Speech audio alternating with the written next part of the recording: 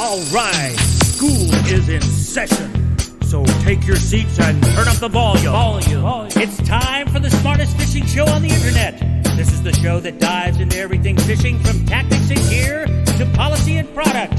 Here he is, the fishing professor, Professor Sid Dobrin. So stick around, you might learn something.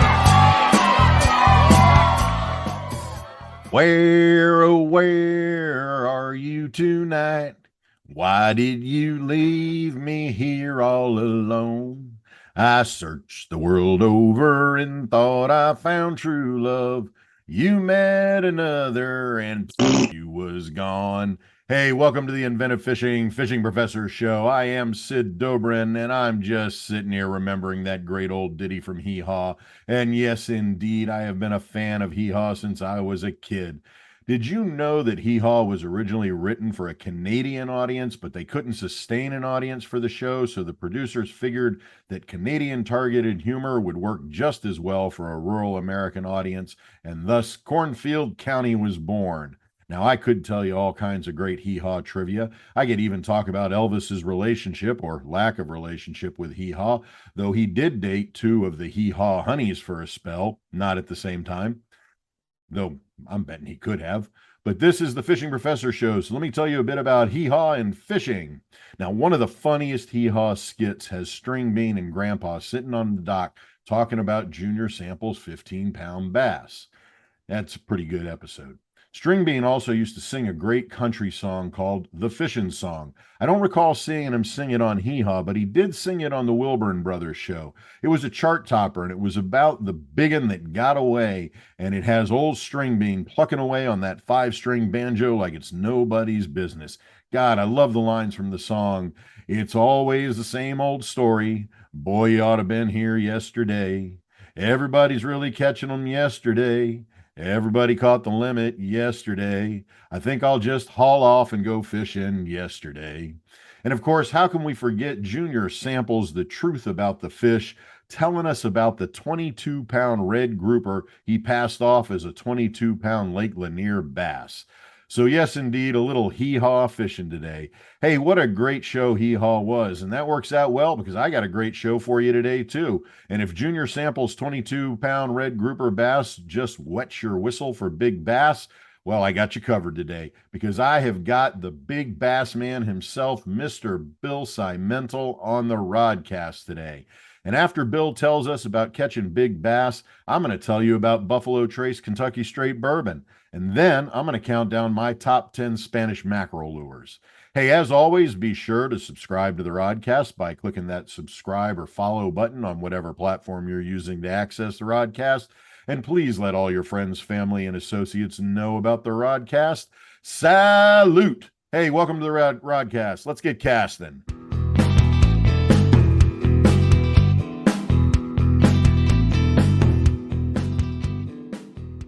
All right, my listening crew, I hope you were ready for some high-energy fishing talk because today in the Inshore Offshore studio, I have got Bill Siemantel, the Big Bass Zone man himself, or BBZ for short. And if you have ever heard Bill talk or caught one of his TV or YouTube videos, you know that Bill is about 250 pounds of vivacious fishing intensity. Bill's been a member of the Los Angeles Fire Department for more than 33 years, while simultaneously maintaining a fantastic tournament fishing career and maintaining one of the most dedicated media careers to angler education out there.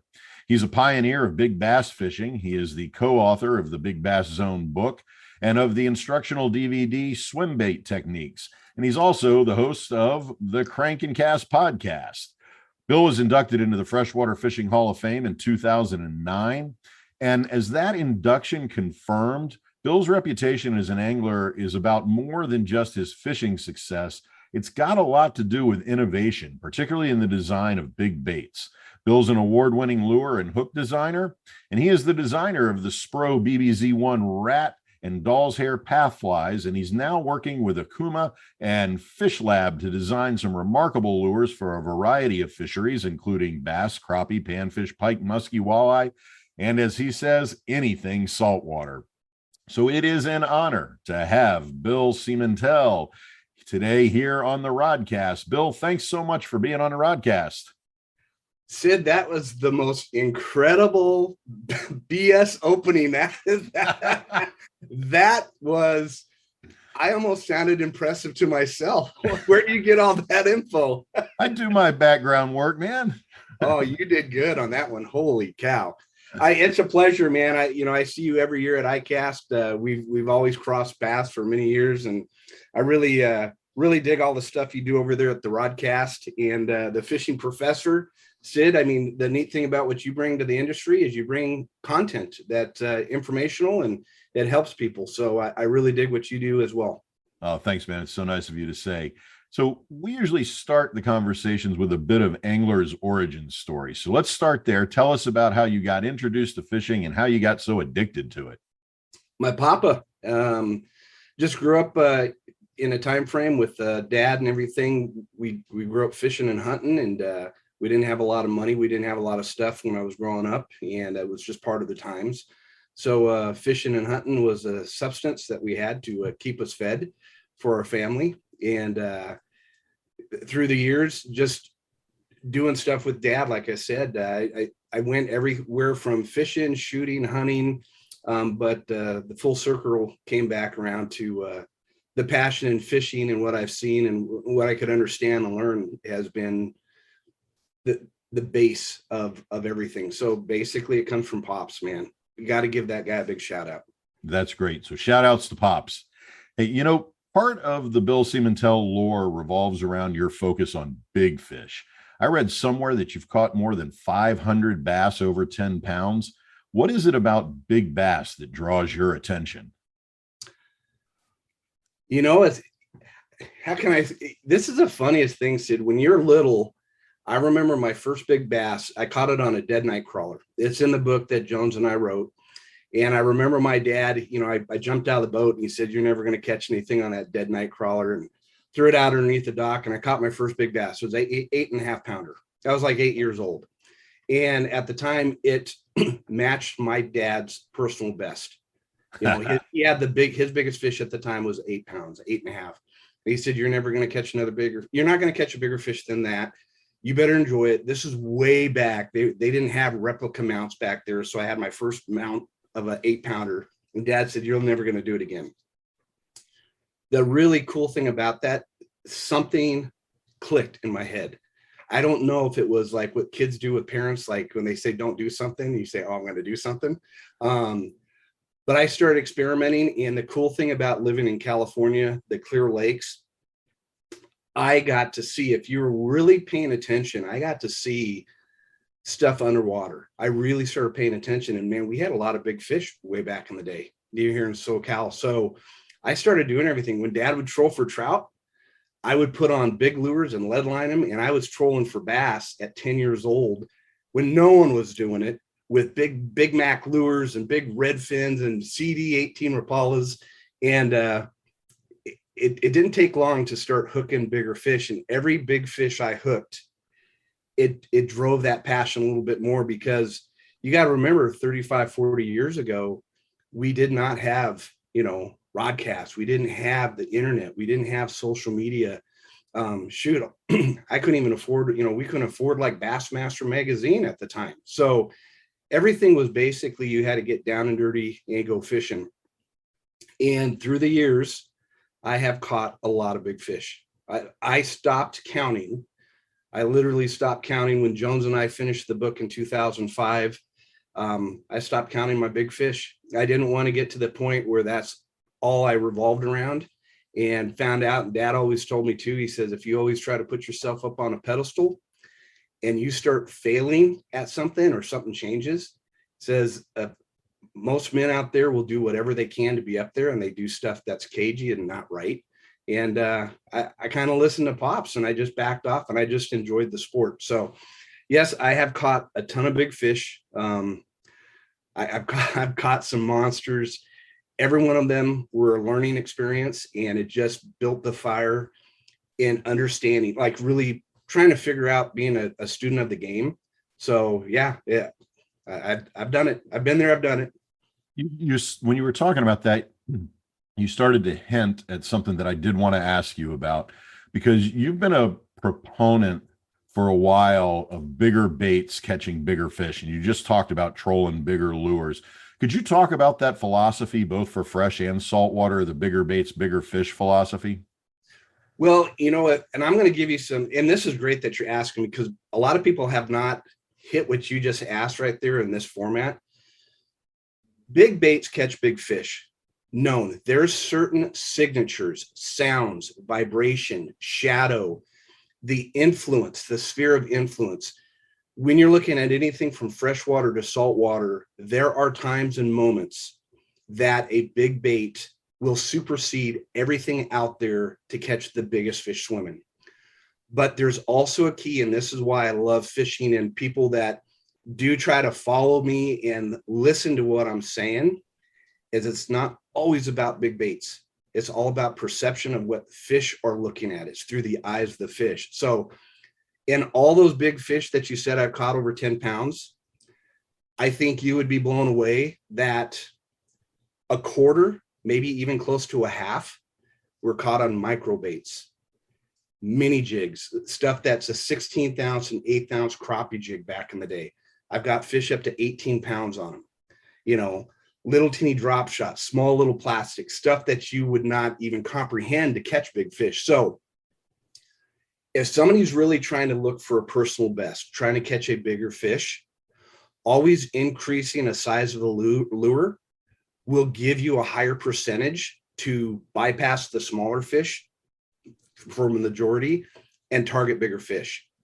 But I'm a different duck, and if you've seen and you've watched what I've said a lot of times, I hate the word about you have to catch a 10 pounder to catch a big fish to be, you know, a trophy angler. I threw that out a long time ago. I know a lot of the big bait guys are probably upset. It's your biggest fish. If you caught a 5 pounder and you can go throw a crappie jig and catch a 5.5, 6 pounder, and that's your biggest fish, that's your next level, you do it. If you've caught an 8 or 9 pound fish and you're looking for a bigger fish, start increasing the size of your baits, really start being a student of the game and look through the eyes of the fish. You're going to start catching bigger fish. You're not going to catch a lot of them, but if you pay attention, you get in school, sit down, listen to the teachers, the fish, they're going to tell you a lot really quick. So I want to pick up on that, because in your book, Big Bass Zone, Catch Monster Bass, you put aside a lot of conventional wisdom about bass fishing, and instead of writing about how anglers have talked about bass fishing, you look at what the bass themselves can teach us as anglers in order to target and catch bigger fish. Could you talk a bit about what that new approach to thinking about bass provides us as anglers? It's everything. I think, like, I'm going to sit here, Sid, and I'm going to tell you, I know nothing on fishing. Every day I'm learning something. And anybody that says they know everything out there is full of BS. Okay. What I was fortunate enough when I started fishing, and I grew up fishing out of a 9-foot Sea Eagle blow-up boat, catching 50-pound limits. This is pre swim baits back in the day on crawdads and water dogs and sculpins and doing stuff. And what happened is through that time, I really started, you know, I always questioned myself. I'm like, what do I have to do? And I listened and said, here's the funny thing. And I know you talk to a lot of guys. I hunt for big fish. I'm a big fish hunter. I go out there. No, we're not. We don't have a weapon. We don't sit on a perch. We don't wait for them to come to a certain thing. We don't shoot them. What we're trying to do is create the illusion of realism. You have to really change your entire focus and look through the fish's eyes. And this happened years ago when I sat down. A lot of it happened with Mike Jones. I went out fishing. He was writing for Bassmasters when I was doing Bassmasters back in the mid early 90s. And he was around with all the big fish guys down here in California. And he called BS on me. He goes, dude, I've been out with all of them. What they say is one thing and what they do is completely different. And there's a lot of stuff, misconceptions. And he got on my boat. And when he got on my boat and I said, I'm going to show you how to look through the eyes of the fish, that changed everything. And I give credit. And there's two guys, George Kramer and Mike Jones. They both told me, they said, Bill, you're going to die one day and you're going to go to the grave with all this information and you're not going to be able to pass it on to anybody. And the moment when Jones says, I don't want to hear A, and I don't want to hear Z. I want to hear everything in between of what you're thinking in your head. And when I started twisting around and saying, it's not me, what I'm trying to do is look through the eyes of the fish and see what they're thinking. When an angler can do that, and I don't care if you're wahoo fishing, I don't care if you're bluefin, I don't care if you're bass fishing, crappie, you name it, fish are predators. And here's the thing, you and I are a predator. If we went hunting, true hunt, like duck hunting or something, and you sit in a blind and you're setting up for certain flyaways, or you're out there shoot, even if you're snorkeling and you're shooting spears at fish, that's a different approach. You're sitting in certain things. But when you're above water and you have to create the illusion to make the fish out there, you're not tricking them to do anything. The anglers that say they trick them or hunt for them, they've missed the whole picture. They're in a completely 1950, 1960, 1970 mind frame. We are in a whole different world. And when you're able to twist things around and start looking through the fish's eyes and go, what do they see? So you ever duck hunt? Yeah, a little bit. Okay. You sit in a blind, right? Early morning, you're sitting there and you're getting ready to shoot and the sun's coming up and you're going, okay. And you're talking to your dad off to the side. Yeah, we got the ducks out there and whack, whack, whack, whack, whack. You're doing the stuff and you're a hunter and you got your hat on. And I noticed this when I duck hunted when I was a kid. This is how I turned everything into fishing. You see a shadow come across the water. And you look like this, and instantaneously as predators, you go, where's the sun coming up? You turn your head, you look, you find the sun, you triangulate where the sun is. Where's that bird in the air? How is it throwing the shadow? And within milliseconds, as a predator, you could focus, boom, you see the bird, you follow through, you take it down. Do you know bass do the same exact thing? People cannot change that whole thing around and just go, okay, I'm the bass underwater. I got a hat on, which is I'm underneath a tree. I throw, and here's the thing, I'm going to throw a bait this big, Sid, right? What kind of shadow does that throw? If you understand the triangulation of the sun and how that shadow of that bait transmits down to the bottom of the water, and the clarity, you could definitely fish a bait from 0 to 20, 30 feet deep, even undercover, because the shadow of the bait will go across the bottom. When it does that, the fish will come out because they're like us shooting ducks. They're coming out, they're trying to triangulate. They'll eat the shadow, which I've showed people fish eating shadows all the time. And then they go, we just got duped. And they turn around and you see them come up in the water column and smash your topwater bait, a 12-inch swim bait. That's the difference. That's what, when people really ask, like, hey, we want to change your mindset and everything else, you literally have to look through the fish's eyes and start questioning everything. Temperature, how should they feel? Is it too dark of water? They're using more of their lateral line, or is it clear water? Are they more visually sight fishing? Insight fishing, what are they targeting? What kind of bait? How is the bait moving? Your bait in the water, the shad, the crawdads, the sculpin, how do they move? Because the more you can mimic, copy that, that's how close you get to creating the illusion of realism. And that's how you turn around and going, oh, I caught a couple fish over 10 pounds. Or you go, no, I've caught so many fish that I stopped counting in 2005. Sounds kind of cocky, and that's why I stopped doing it. But that's the difference, is when you can change the way you look and who you look through the fish. That is fantastic. And you're already anticipating, I was going to ask you in a little bit, because a couple of weeks ago we were talking about this shadow theory. And so I was really eager today to get you to talk about this shadow theory and how we apply that. And I love that you've already gotten into that a little bit, but do you want to talk a little bit more about shadow theory? I think it's one of the most untapped techniques of part of the ingredients of building a cake, part of the ingredients of being successful is understanding there's different layers in fishing. Fresh to saltwater. The weird part is the clearer the water, the more impact shadows have on everything you do. People don't get it because people are one-dimensional. They look at a bait. I told this years ago. When you look at a bait like a 6 or a 12-inch bait, anglers will pick it up and look at it one-dimensionally. They will not turn it around and say this 6-inch bait is literally only an inch and a half. At what angle? What is being seen in this whole thing? Well, with that being said, shadows are the same thing. And I learned years ago. So real quick, went to Lake Mead back in the day, used to throw black buzz baits, middle of the day. Why black? Creates the best shadow. Sun straight up. So in shadow theories, what I'm trying to do is have people understand to use key elements. Number one is their body, because their body, standing, sitting, or whatever, is a sundial. It's instantaneously above water will tell you what the shadows look like underwater. So if you're 6'1" and you find a break line and it's clear water and it's 20 feet deep and you find a 20 to 26 foot drop, that 6 foot line, whatever the sun is during that day, you can tell what the shadow is doing in 26 foot of water. You can tell if it's a short shadow or if it's a long shadow. Shadows now, when they become consistent, are tides.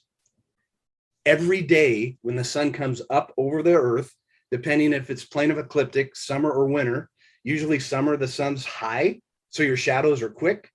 Wintertime, the sun's lower in the horizon, depending where you're at, so you have elongated shadows. You could target fish anywhere and everywhere off shadow tides. You fish saltwater, right? You fish stuff where you got tides coming in and out.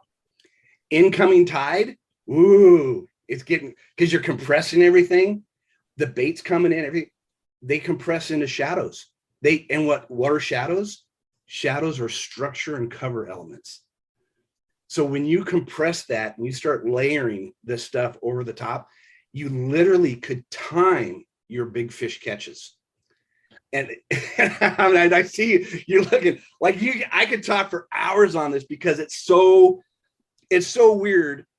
You have on the back, and people can't see this, but we're doing a Zoom call, and on the back of your photo, I have a messy room behind me because this is my work. This is my office, but I'm looking in the back of your boat and your photo, and what I see very little waves. You're fishing ocean. You got some rigs out there. It looks like you even have a kite out there, everything else. But with that, you have boat turbulence. That turbulence alone going across the water, that white water, is creating a shadow. Okay. What happens with shadows? You get flying fish, you get bait fish, everything will start lining up. You create your own current by doing that. Your boat's creating a shadow. You're positioning fish. Fish are going to be following your boat shadow down below you on certain side, back or whatever.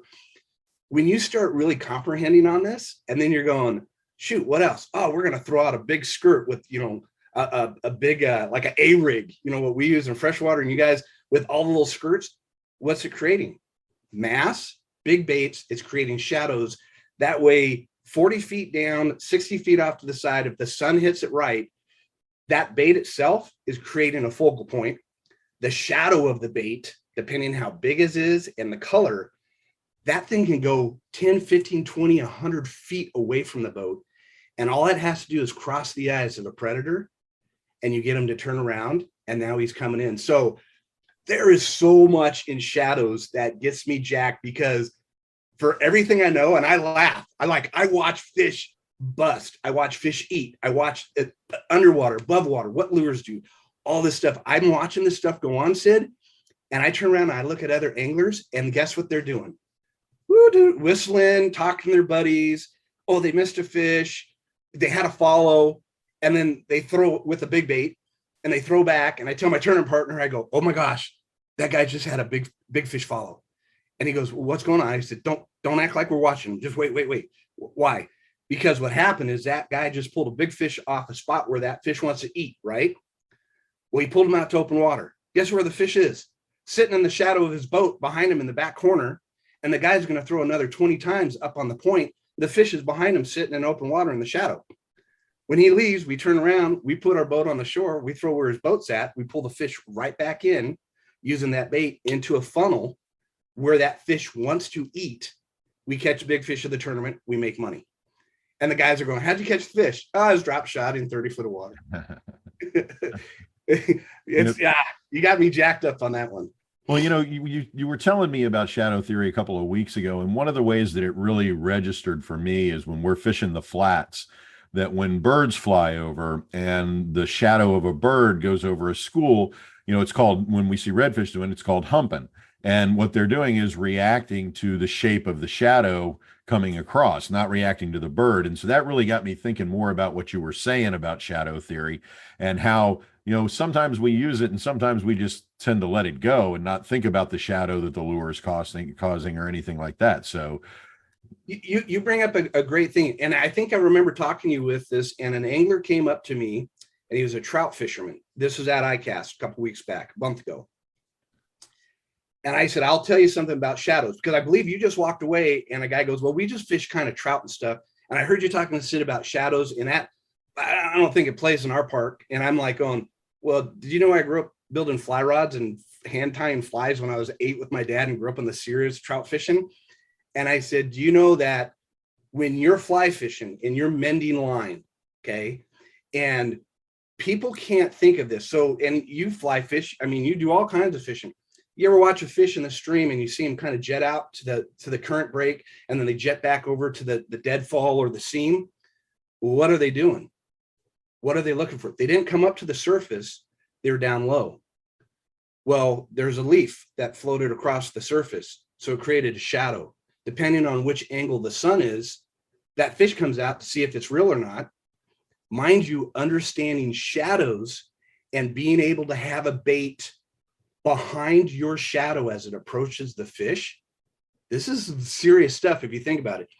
What it does, it sets the fish up for success for getting its bait. It creates the real life illusion that a fish is going to come out, look at a shadow of a nymph or a fly on the surface, or the bug or a moth. It says, not real, shadow. It looks up, and then all of a sudden you see the trout come up to the surface and takes your bait. But do you know, if you don't mend your line right, if you don't have the right fluorocarbon, if you don't do this stuff, and the shadow of the line crosses the eyes of the fish prior to your bait, you spook them. So when you're red fishing and you guys throw out at a certain line, how many times have you thrown out and the sun's on your left-hand side and you throw to the left-hand side, but your line or the lure, just like the bird, crosses a couple of the eyes of the fish and they blow out, whoo, and they take off, and you go, oh, what just happened? Understanding that takes you to another level that no one can comprehend, because you just thought you just made it, you're like, oh, they just blew out. No, there's magic. And that old saying when you're in school, for every action, there's an equal and opposite reaction. If you know what is negatively affecting fish and how they feed, what is the positive side of shadows, and how do you catch fish that no one else will ever see or catch? That's what I love doing. I love going behind people, and like I said, fresh or salt water, creeks or ponds, shadows are magical. I think it's an untapped conversation that we should have. And there's things in it that will take any angler to another level, no matter what you're doing. That's just fantastic. You've had me thinking about this for a month now, so I'm really glad we got a chance to talk about it. And I know you and I both could talk more about it, but let's get to some other subjects too, because you've done so much other stuff. And one of those things I really want to talk about, of course, is the BBZ-1 rat, which debuted at ICAST in 2017. I was just remembering the first time you and I met was in 2017 at ICAST. You were with Spro, and we're introducing the BBZ-1 rat. And you were wearing that rat cap, and I've teased you about that hat every year since, up to this past year, and you actually had it with you this year. And we'll get to the rat hat story in a minute, but let's start with the BBZ-1 rat lure first, and the new iteration of the Fish Lab Bio Rat. Tell us about the rat lure and the inspiration for that lure. And here, what I really want to hear you talk about and share with our listeners is that great information you told me recently about global populations of rats and their role as fisheries prey, because that was just mind-boggling. You know what? It's sometimes it cracks me up when you ever go into a place and you talk to a fisherman and they just blow you off, and you're telling like really good stuff, and most people walk away and no one keys in on stuff. And the true fisherman, the fishing professor, the guys who are student of the game, when you drop nuggets out there and they come back a month later, which I've had, there's not a lot of them, trust me, a handful that come back and go, I listened. No one else heard it. I listened. So I would never, I've been in this industry for a long time. I was with Spro for many years. I think we ended up getting the rat. I won Best of Show with it back in, I think it was like 2014 or something. It was back their ways. They didn't want to come out with it. And there's a couple weird things. You got to look at it. So I did a bunch of research. I was building rat jitterbugs and rat type of wake baits for years, all the way back with my dad. So some of the original wood plugs you see in the book from 1985, Dad and I were building baits like that back then, all kinds of baits. So I was always tinkering with stuff. What I wanted to do is I started doing some research. I wanted to come out with the bait that in the market, and this is what we did a lot with Spro, and we're definitely doing it even better now with Fish Lab, is come out with baits that are realistic. Try to get away from the illusion baits. And in doing that, really start doing your research on what kind of forage is out there. What do fish eat? What is something that is a global type of bait that can be used from here to Australia, you know, or China, or wherever you want to go and catch fish. And the more I did some research, a buddy of mine had some rats and stuff. And trust me that I did my research and found out that everywhere in the world, a rodent, from a field mouse to a kangaroo rat to a rat itself, a wharf rat, they're everywhere in the world. Any big farms back east where they have the fields, there are millions of rats and mice. And guess what? They go plow the things, and those suckers take off running. And guess what? They jump in the canals and they go in the ponds, and it's a food source, and the fish demolish them. And then I started researching even more. Oh, wait a minute. Ocean fishing. Do you know that rats could swim like 10 foot underwater? No, I did not know that. they could swim underwater. They could grab stuff. They have hands. They could pick. Why do you think in New York, you know, people get rats up through their sewer systems? Like, there's things that are clicking, and I'm like, I'm getting chills, like going, oh my gosh, here's an untapped bait, a food source for peacock bass, wolffish.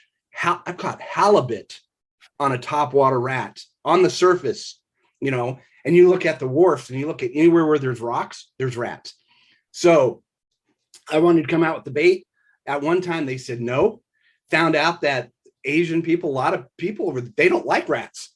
They told me, hey, why don't you build a duck or build a snake, build something else? And I'm telling you, this is it. I'll do all the research. I'll do everything. I got the patents. I did the whole thing, and it ended up being one of their best selling baits across the world. I documented fish. I don't think there was a fish I really didn't document catching on one of my old baits. So when we came to, I left them recently, and we came to Fish Lab. And the first thing they said, hey, Bill, the BBZ line with the swim baits and the fat flies and all the stuff you've done for years, everything you've done has been like really thought out. And we want to do that for Fish Lab. And the cool thing about the guys at Fish Lab, at the old place, I was only within a linear. I was only the big bait guy or the only swim bait guy. And as you could probably see, I had a lot of tricks up my sleeve, and I fish for anything that bites. And, you know, Mike Bennett, Mark Rogers, Daniel Romas, all the guys were at Fish Lab. We've all fished against each other for 25 years. And I walked in and they go, let's see your book. And I open up the book and they're going, you haven't showed anybody this stuff. I go, nope. And they go, can you make a rat better than what you've done before? And I go, yeah. I go, there's one that I've been sitting on right after the first one. Is I said, I wanted to do a buzzbait. I'm old school. I wanted to do a true double propped rat bait that I could try to walk the dog with. I could chug it. I could shoot water across it. I could dead stick it. I want details even better than I did before.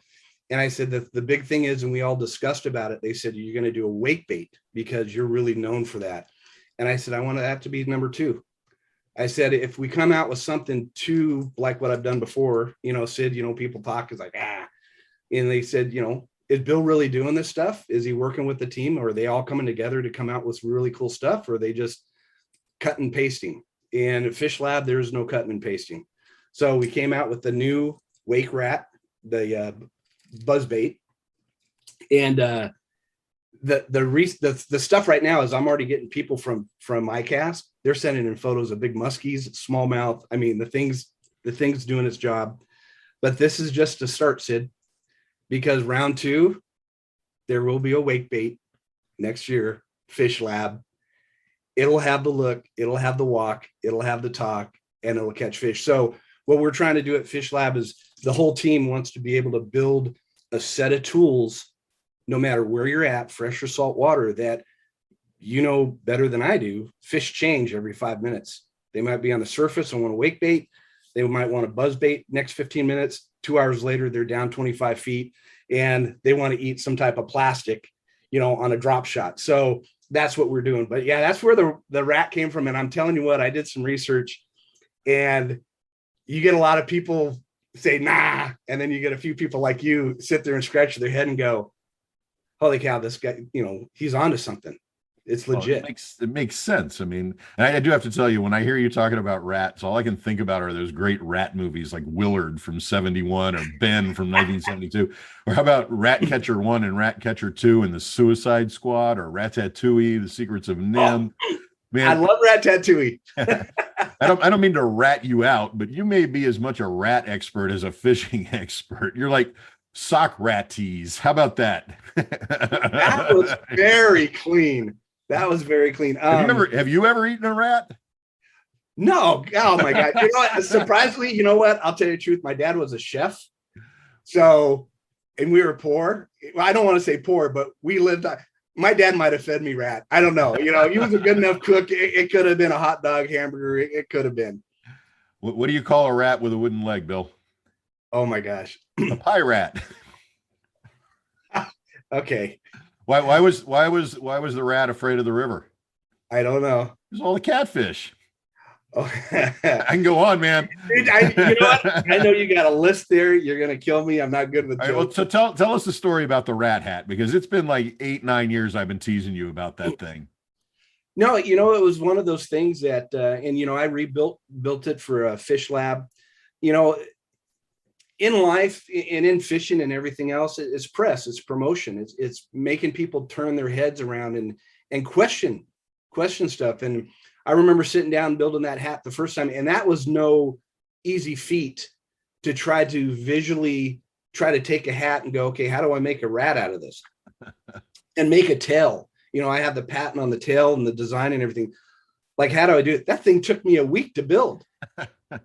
So in anything, I know some of my good friends, they go, they seen the hat and they go, Bill, what's funny is, if people really looked at what you've done fishing wise, what you did, writing, and what you're doing, and for like designing baits and everything else, I had a lot of people that didn't expect anything less than that hat.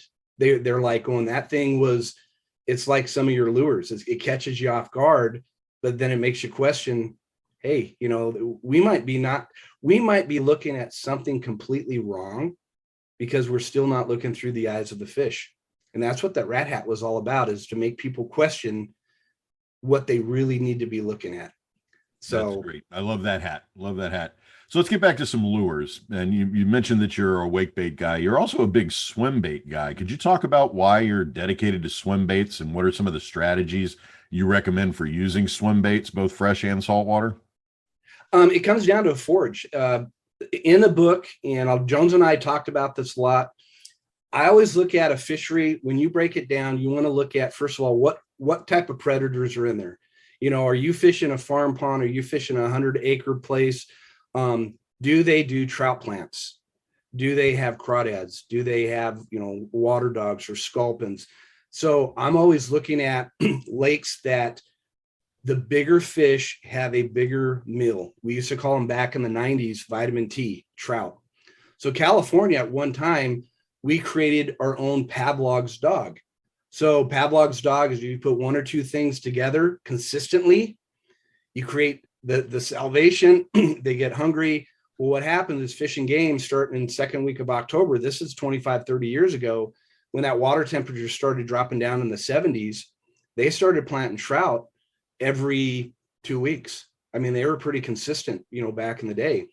But the funny thing is people started, they had a misconception that once they started planting trout, that the fish would automatically key in on them. So I don't know if you know about this, but I sat down with the guy, Pete Cormier, years ago, and I built monster tubes, big tiger tubes. Actually, Lindy Little Joe used to produce them for me. And people don't know that I was a monster. We're talking tubes that were anywhere from 6 to 15 inches, as big as your forearm. And found out in the fall, this big bait is when those bass would come in looking at the trout, they were still keyed in on the shad. So these big tubes, which they were, is you created the illusion of realism as they were slivers of a bait ball. So if you ever watched a bait ball, even out in the ocean, they go around, a fish goes through, or one of the shad or bait fish gets funky and it darts off to the side and you see a stringer come out and it goes like this, and then it comes back into the bait ball. Well, I created the illusion of realism with the tube.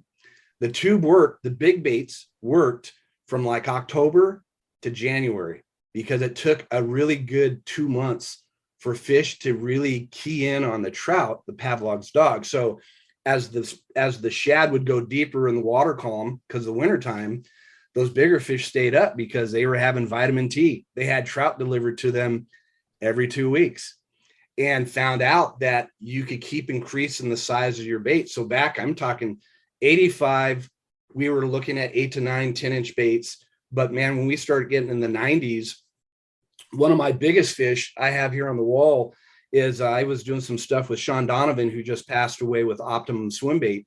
And I was helping him. We were doing some big swim baits back in the day, and we used to call stuff called limousines. So the Castake soft baits, the Optimum stuff, we used to cut the baits in half with butter knives and start increasing the size. So a 9-inch bait, we can make 12 to 15 inches. The bigger the bait, the bigger the trout plants, the bigger the fish. So my 1975, my fish that was almost 20 pounds was on a limousine Optimum that was over 12 inches long. Wow. So the history of big baits, and I think what people have lost sight of, and people who really know me, who watch me competitively and stuff, I don't tell a lot of people. If they listen to your show, they're going to find out some secrets right now, which they should be listening. But our system right now, with quagga lockdowns in California, there's not the trout plants. There's no consistency with the food base. Pavlov's dog is not there like it used to be. So when people go, hey, I'm going to go to California right now to go catch some big, 10-pound largemouth bass, I'm going to tell you straight out, I wouldn't come to California. And I'm a California guy. I said, I would be looking around any state out there that plant trout regularly, that have a Florida strain, even big spotted bass, big northern strain. Those are going to be the most productive places. So what happened is the last 10, 15 years, as the trout plants diminished and the lakes weren't taken care of in California, these fish have gone back to a more substantial food base, which is like shad. They're going for the shad. Clear Lake is a special lake in California with the hitch. And hitch are a soft spined bait. It's like a carp type of thing that these big fish will chew on. So Clear Lake is a special type of lake in California that will always have the capability of catching big fish with big baits. But I think people have to really understand now, do some studying on the lake that you're fishing. And if you have a lake that does have big bluegill, big crappie, monster shad, American shad, they do trout plants. If you're catching smaller fish, start looking at your tackle box, get on the internet, start buying bigger baits. That's like one of the baits we did for Fish Lab is the 6-inch BBZ gizzard shad. It is an all-around bait that will mimic a crappie, a bluegill, a gizzard shad, a bull shad. And just increasing the size of your baits in a lot of your local ponds, you're going to start catching bigger fish. But throwing big baits exclusively for big fish, I'll be the first one to tell you, it's not the same. Nobody's going to tell you that because it's all an ego-driven thing. But if you told me, hey, Bill, you got to go throw a big bait to go catch a 10-pounder in one of your local lakes, I say it might take me a month. It might take me a month to catch one if I ever do. So things change. So you got to be smart enough to change with the environment and the times. And a lot of other people won't ever tell you that. That is really, really smart way of looking at things. So you've also been doing some soft body work lately, and I know that you've got the new Fish Lab Nature series, both the Kicking Craw and the Flutter Nymph. And you were showing me some stuff with the Flutter Nymph. Could you talk about those two lures? And one of the things that we talked about, and I'd like to hear more about, is transitioning that Flutter Nymph into saltwater situations. Was it you I talked to? I mentioned it to somebody. It was me. So, the cool thing is in fishing, like I said, and I'm always going to go, I keep preaching this, and I know it sounds redundant, but you always have to go back looking through the eyes of the fish, the predator itself. So when I sat down with Mike Bennett and the team down there at Fish Lab, and they're talking about coming out, Mike and Daniel, they were already working on the Kick and Craw, which is an incredible crawdad type of bait that can be used in heavy cover or open water for multiple different situations for, technique based. But they're sitting at me and they're looking at me and they're like, do you have anything to bring to the table? And I go, yeah, I got a whole lot. I go, we're talking about creature baits, right? A creature bait, which is say like a reaction innovation sweet beaver. Number one bait. You got to give the guy credit. He did a phenomenal job. But I think what happened 25 years ago when they came out with that is fishermen locked into a word of creature. And now when you talk to bass fishermen across the US and they go, hey, you got a creature bait, let's go flip and pitch and catch some big fish. What the heck are they throwing? And that was my question to the round table at Fish Lab, is I'm like going, I'm getting tired. What is a creature bait? I'm the guy that we're supposed to have the science of the strike. We're supposed to look through the fish's eyes. What the hell are we making? I said, I know what fish are eating. They're eating dragonflies. They're eating mayflies. They're eating stone flies. They're eating blackbirds. Oh, wait, they're eating frogs. So my first drawing, I pulled up to Mike, and Mike just started laughing. I go, who actually has a frog that is a flipping pitch, like a punch bait? I go, there's nothing out there. And I said, if we're trying to create the illusion of realism, why don't we get back to it? And everybody was like, heck yeah. So in doing that, that's when I pull out the drawings. And Hide over in Japan, he's one of our team members. He's one of the designers as well. So I give credit to everybody, because it truly is a team effort with Fish Lab.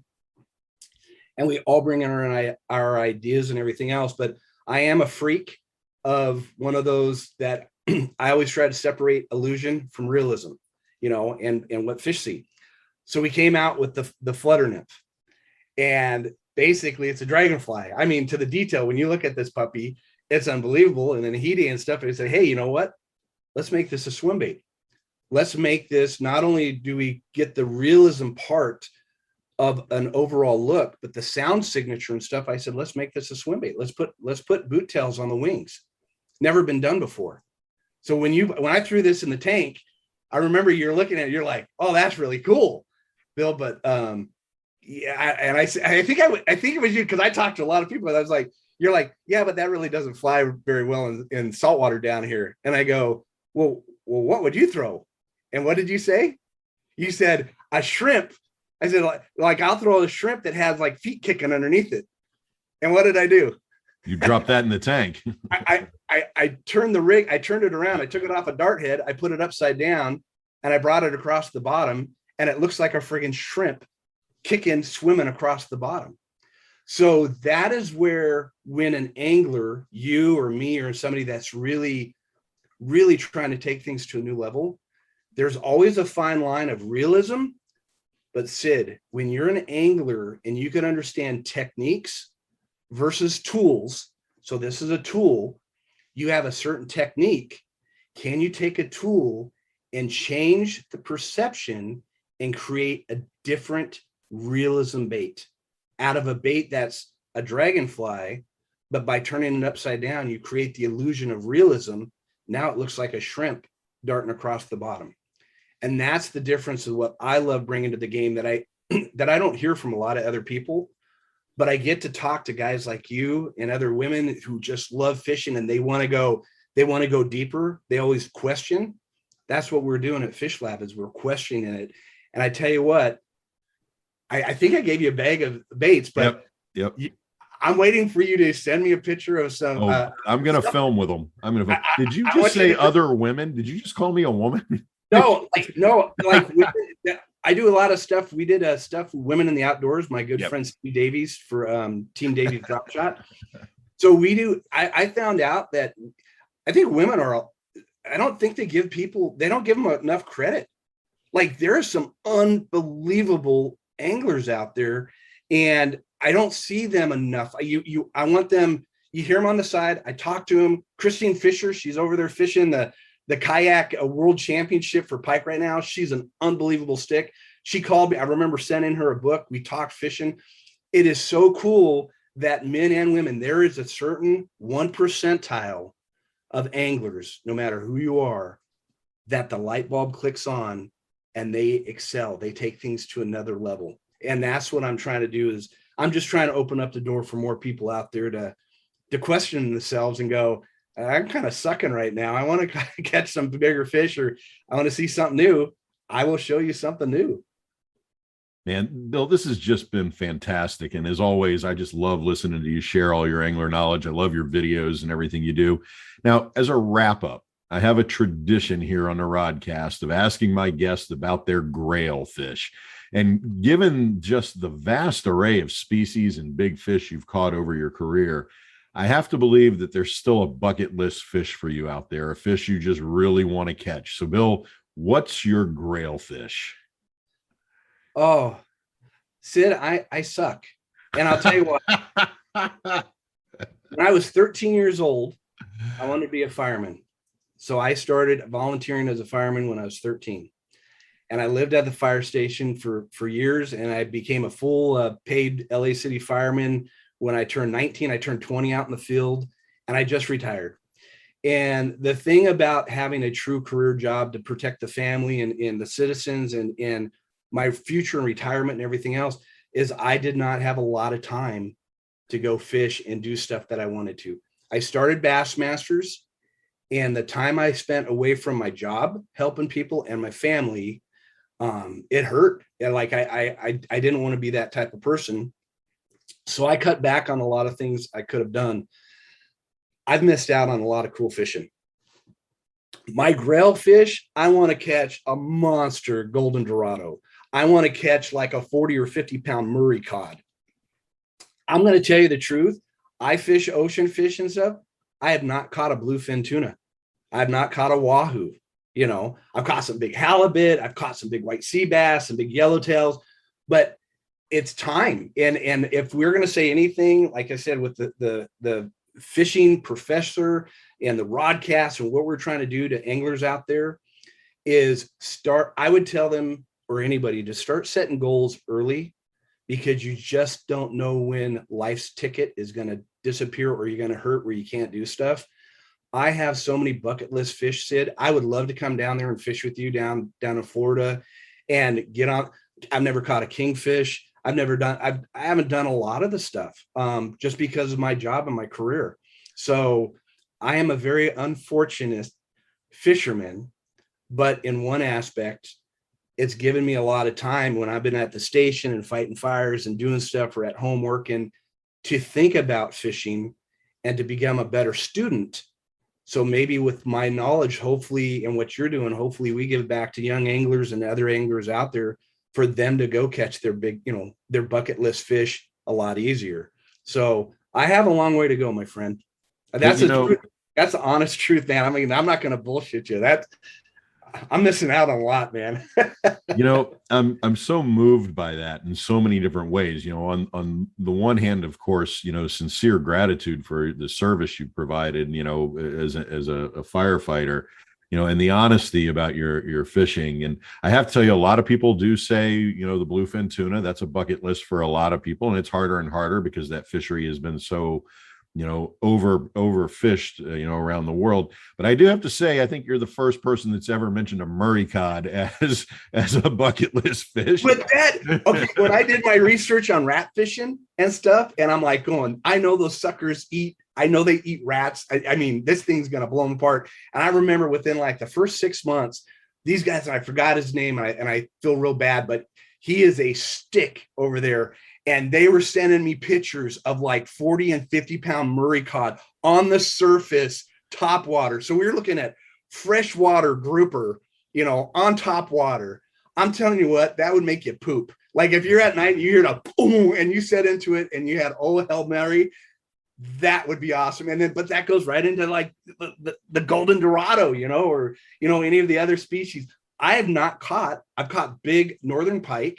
I've never caught a muskie. I need to get with Spence Petros or Al Linder or something and say, hey, get Al Linder or John Mazurkowitz, John, Mert. Yeah. Mazurk will get you on that. So I literally, and that's why I say I really don't know a lot. I truly am like, I'm still a student of the game. And I hope people can understand that you don't have to be, I look at myself kind of like a jack of all trades. I would love to be a better fisherman in so many different categories, but life has a funny way of dealing cards. And like I said, if I could tell anybody out there, every moment you're on the water, look past your own eyes, educate yourself, question everything, and make time for your family. I screwed up on my family. I should have been a fireman, and what I did, I should have spent more time with the family, and you always have those regrets. And a lot of my regrets too is not being able to go travel and fish, monster smallies up in Michigan. I've done some really cool stuff, but there's a lot I'm missing, my friend. So I hope that what we're teaching people right now is to get them off their butts after they listen to your rodcast and go out there and start catching bigger fish, Oh, that is just so fantastic. That's the perfect wrap up. You should be doing the wrap up for my show every week. That's just great. I don't have your voice, dude. You have such a killer voice, man. It's what Pat and I says. I've got the face for radio. So I'm right there with you. Bill, thanks so much for taking the time to be on the Rodcast. I cannot wait to see what next innovation you and Fish Lab will be putting out, and I can't wait to talk with you again about fishing. Thanks so much, Bill, for being on the Rodcast. I really appreciate it. And like I said, just all your listeners, make sure you guys have a really cool broadcast, man. I mean, you're asking stuff that a lot of people aren't asking, which means you're in that higher percentile. You're really looking to make things happen. So I appreciate it too. Thanks, Bill.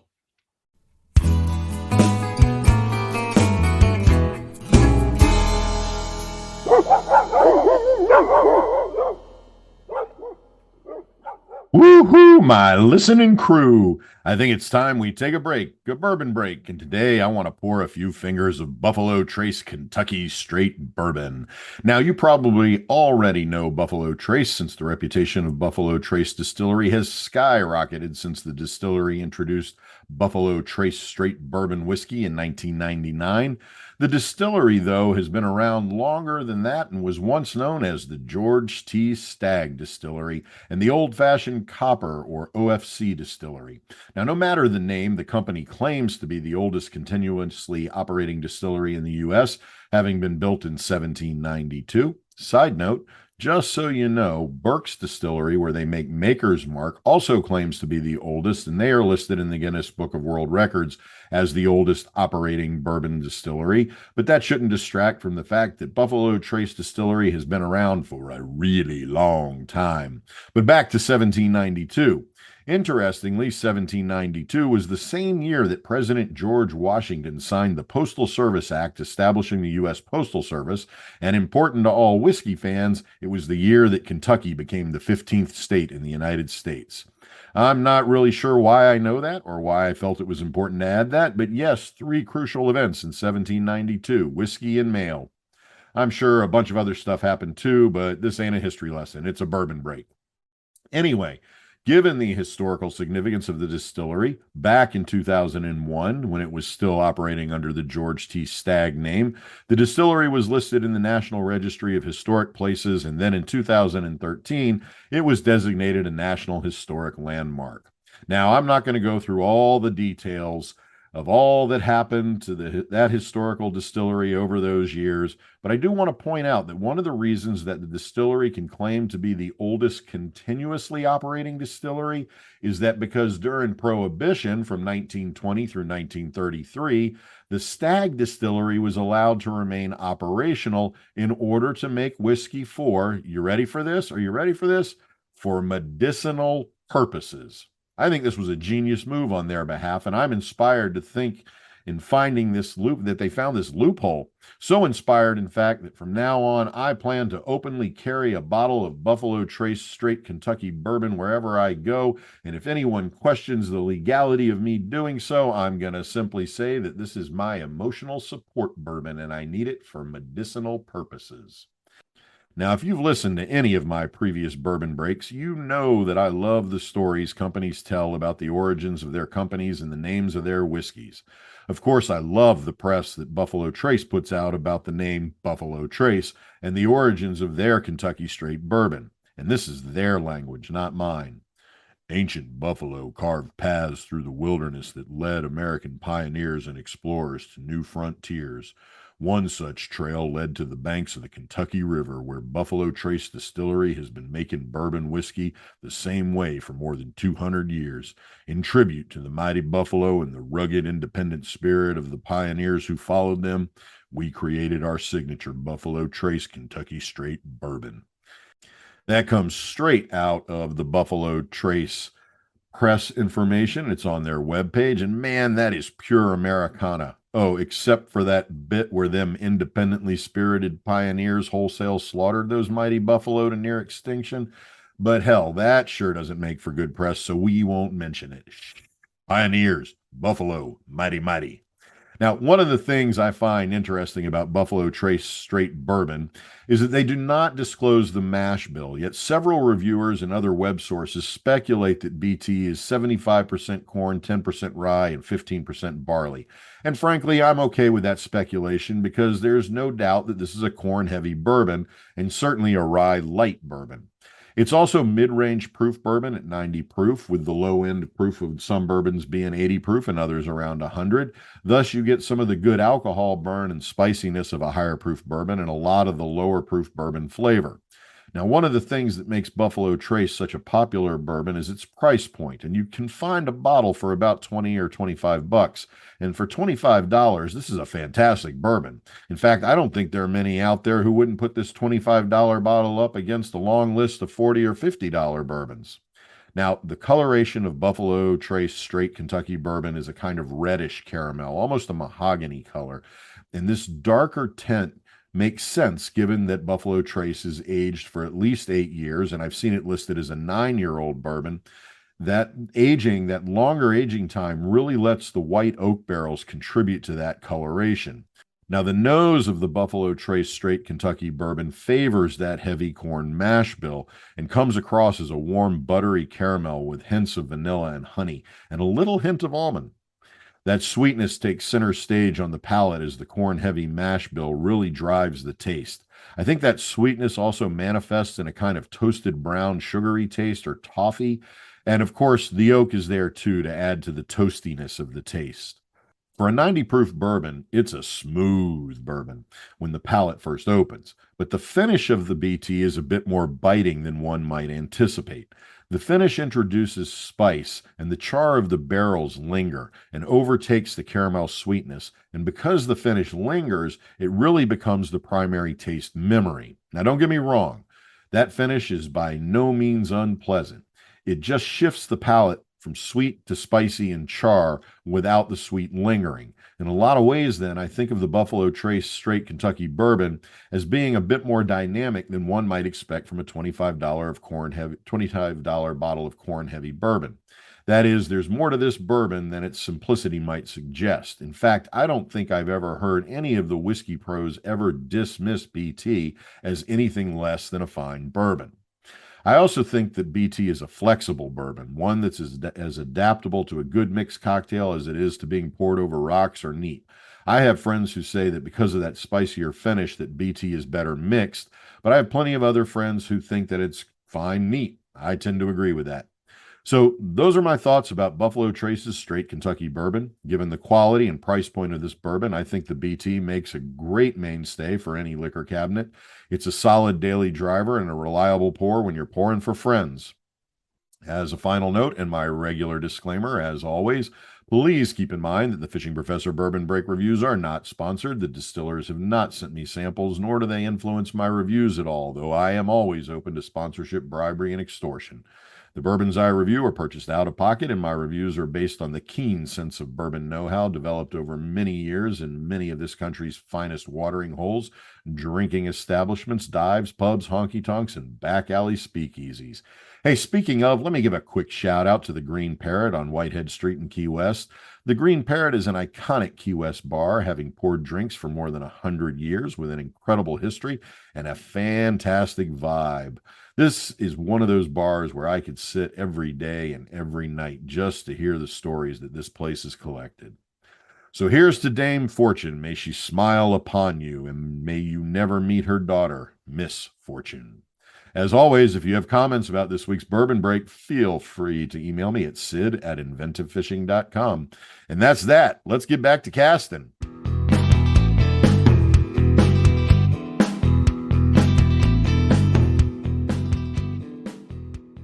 All right, let's get into this week's Fishing Professor's Top 10 list.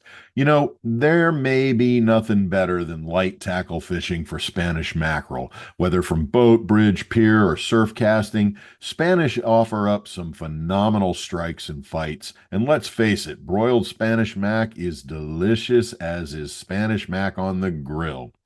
So for this week's top 10, I'll be counting down my top 10 casting and jigging lures for Spanish mackerel. Now, I'm intentionally not covering trolling lures here per se, and will focus just on casting and jigging lures. So as great as trolling lures like boons, hoochie, squid, and other skirted rigs are, I'm leaving them out of this one. Also, all of these lures, because I'm thinking of them in the context of designated Spanish mackerel lures, rig well with wire leader, which is necessary when fishing for Spanish because of their razor teeth and aggressive feeding patterns. Okay, so let's start off at number 10 with white bucktail jigs. I don't care if you're using generic, homemade, or brand names like Spro, Buccaneer, Sea Striker, Berkeley Fusion, or whatever. White bucktails are an incredibly effective Spanish mackerel casting and jigging lure. Spanish will smash up a white bucktail, but that's also the problem with them and why they're in my number 10 spot rather than further down this list. They get smashed up. Mackerel's razor teeth will destroy a bucktail after only a handful of hits. Their aggressive feeding action and sharp teeth will ruin a lure pretty quick. And I prefer lures that are a bit more durable under the duress of Spanish mackerel strikes. So bucktails are on my list as a great lure, but their minimal resilience with Max puts them at the low end at number 10. This is also why you're not going to find any soft body plastics in my top 10 list today. Even though mackerel will hit them consistently, they're only good for about one solid hit before they're cut in half, making them more of a pain in the ass than an effective Spanish mackerel lure. At number 9, I've got diamond jigs. Now, diamond jigs tend to get overlooked a lot because of their simplicity, but it's exactly that makes them great Spanish mackerel lures, whether you're casting and retrieving smaller diamond jigs or jigging them up and down like you might when bridge or pier fishing. Diamond jigs are exactly the opposite of bucktails when it comes to resiliency to Spanish strikes. Since they have no component other than metal parts, they hold up great to Spanish mackerel strikes. Of course, you can add a bucktail or a tube hook in place of the standard hook, which might risk some damage, but the diamond jig itself is going to be mostly impervious to the Spanish strike. Coming in at number 8, I've got the gotcha jigfish. These great metal lures are painted with great color options and are as rugged as can be. They're designed to mimic minnows and other small bait fish. They've got great eyes, and I love how these lures dart through the water on a retrieve. Now, they come in 7 sizes, ranging from 1/2 ounce to 4 ounce. I tend to prefer the 3/4, 1, and 1/2 ounce versions when targeting Spanish mackerel. In the number 7 spot, I'm going to go with Hoagie Epoxy Jig Lure. I love the tight pencil design of this lure, and I really like the reflective color that most models of this lure have. Now, these jigs are designed light, so they stay up high near the surface, unlike the metal lures and spoons in this list. This makes the Hoagie Epoxy Jig great for when Spanish are schooled up and smashing baits on the surface. Lots of range and size options with the Epoxy Jig Lure, with weights ranging from 3/8 of an ounce up to 4 ounces. But for Spanish, I recommend going with the 7/8 ounce or the 1.25 ounce models. And number 6, let's give a nod to Clark Spoon stick jigs. These are versatile lures that work great on cast and retrieve or on a vertical jig presentation. They weigh in at 1.5 ounces and have great reflective coloration. And though they're rigged with 4 VMC black nickel treble hooks with stainless steel split rings, you can get them with single hooks and add a bucktail or a mylar for additional visual stimulation. Now, I suppose I could consolidate the number 5, 4, and 3 lures in this list and just say casting spoons, but not all spoons are created equal, and not all of them cast or swim the same. So there's some significant differences in the types of casting spoons. And also, frankly, if I did go generic and just say casting spoons, like I did cowardly with the white bucktails, which really are also diverse in their designs and actions. But if I did go generic and just say casting spoons, I'd have to come up with another 3 lures to fill out the top 10. So I'm going to divide them up. And at number 5, go with the classic and reliable Lure Jensen Crocodile Casting Spoon. The Crocodile spoon's narrow shape and heavyweight design are ideal for casting for Spanish Macs, and honestly, any other aggressive feeding fish like blues. It really is a multi-species lure. These lures are stamped and formed from solid brass, and then they're buffed and plated with corrosion-resistant chrome. It's just a classic casting spoon. At number 4, we've got another classic spoon, the Acme Castmaster spoons. The first thing I have to say about the Castmaster spoons is that it's one of the best distance casting spoons there is. Its weight and aerodynamic design let you cast this thing for a mile. It's also rugged as hell, and not just against the toothy critter bites, but also against corrosion. These spoons really just don't rust or corrode. I also love the huge numbers of color options, including the new UV Baitmaster version that Acme has. And I really like that Acme has a tube tail version with a single hook and a bucktail teaser version in both treble and single hook models. All around a phenomenal casting spoon. Now, number 3 is a special entry for me, and I'm going to go with another casting spoon, the Hopkins spoon. And I'm going to consolidate the Hopkins Shorty and the Hopkins No Equal spoon. Hopkins spoons were such a huge part of my fishing life as a teenager that for years I wore a 1/4 ounce Hopkins with the hook removed on a necklace. I was just so committed to the Hopkins spoons. These are just phenomenal world-class spoons. And the smaller 1/4 and to 2 ounce versions are mackerel candy, not to mention bluefish again. And if you get the version with the bucktail rigged hooks, you'll lose the bucktail to the max teeth. But before those hairs get shredded, they're like adding whipped cream on top of that spoon sundae. A world-class spoon. I am of the mind that every angler should always have a handful of Hopkins spoons in their tackle because they are so versatile and so effective for so many species of fish, including Spanish mackerel. Just one of my all-time favorite lures. Coming up in the runner-up position, I'm going to go with one of the lures that I absolutely relied on throughout my teenage years, casting for bluefish and Spanish mackerel from the beaches and piers of North Carolina's Outer Banks. A tried and true Spanish mackerel slammer, the Sea Striker Gotcha. This is one of the absolute best Spanish lures out there. Its weighted head and pencil-shaped body make this a fast retrieve lure that when paused or twitched just darts around like a panicked bait fish. There are a ton of size and color options with the Gotcha, and while I like the 100 series with the bucktail and the Mylar Minnow series, I gotta say that I'm just committed to the 100 and 200 series in the basic white body with red head. This is a lure that I make sure I have with me not only when I'm targeting Spanish, but pretty much anytime I go fishing.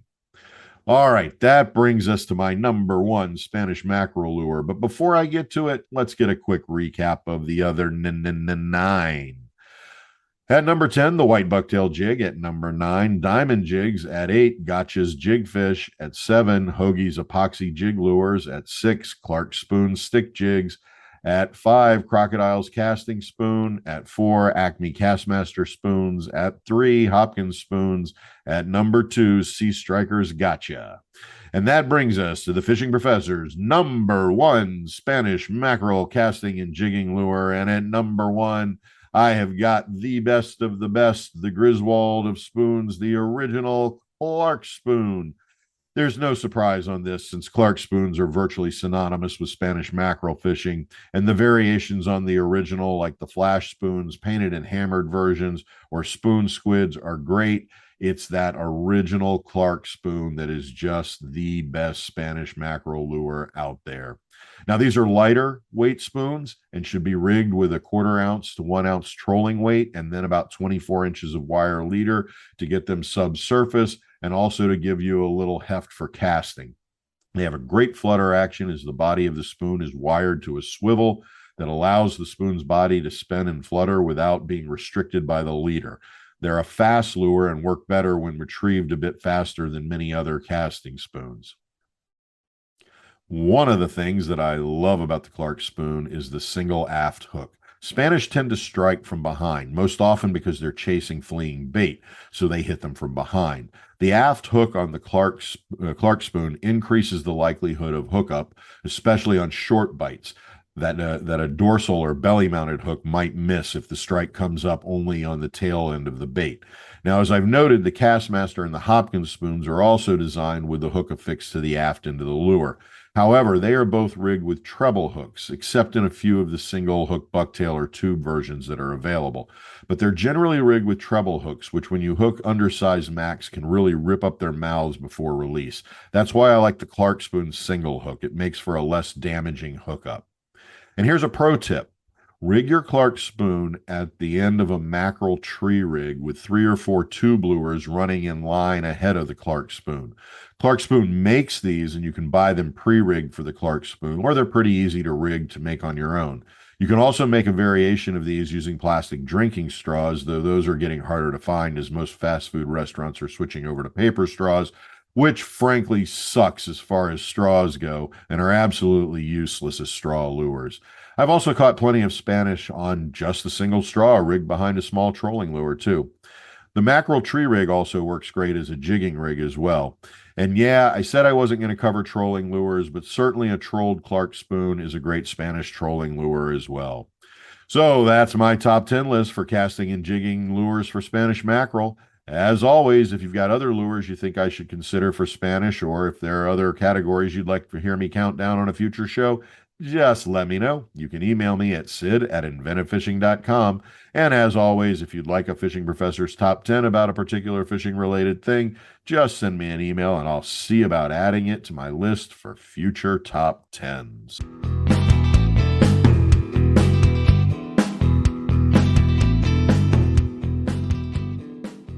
Well, that brings us to the close of another episode of the Rodcast. I hope you have all learned a thing or two. I want to thank Bill Siemantel for that great conversation and for all of his leadership in the bass world. If you really want to learn about bass fishing, I do recommend you check out Bill's videos, which you can find on the internet. I also hope you enjoyed that review of Buffalo Trace Bourbon and that you found my countdown of my top 10 Spanish mackerel lures to be of some use to you. Hey, before I sign off today, I do have a message for our brothers and sisters out there behind the line. The braid has a knot. I say again, the braid has a knot. And that just about does it for this week's episode of the Fishing Professor Rodcast. Be sure to look for next week's episode, which will drop on Wednesday next week. And I hope you and each member of my listening crew will get to spreading the word about the Rodcast. If you're enjoying it, then your friends probably will too. And of course, if you have a comment or question about anything on this week's show, or have recommendations for future top 10s, bourbon breaks, interviews, or information about specific fishing-related issues, please feel free to email me at sid@inventivefishing.com, or leave a reply in any of the comment sections for any of the podcast platforms you use to listen to the Rodcast. Hey, also be sure to follow Inventive Fishing on Twitter, Instagram, and friend us on Facebook at Inventive Fishing, and be sure to check out all of the great video content over on the Inventive Fishing YouTube channel. I'll be back next week with another episode. Until then, this is Sid Dobrin, the Fishing Professor. Fish on!